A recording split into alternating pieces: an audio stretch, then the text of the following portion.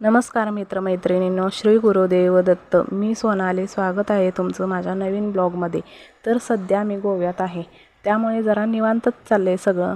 आज उठायला तसा उशीर झाला, पण म्हटलं पटपट आवरूया. हे बघा, गोल हिरव्या रंगाचे फळं दिसत आहेत बाहेर, त्याला नेरफणस म्हणतात इकडं. याची भाजी पण करतात बरं का. त्याच्या बाजूला दिसतंय ते आवळ्यासारखं झाड, त्याला थोडीशी लांब फळं लागतात आणि त्याच्या बाजूला आहे शेवगा. आज आहे पौर्णिमा, तर म्हटलं पुरणपोळ्या करूया. कुकर लावला, कटाच्या आमटीचं वाटण वाटून घेतलं. लाईट नव्हती त्यामुळे खलबत्त्यात कुटून घेतलं, कणिक मळून घेतली, पुरण वाटून घेतलं, पोळ्या केल्या, किचनमधलं आवरलं. मग म्हटलं कपडे धुवून घेऊया.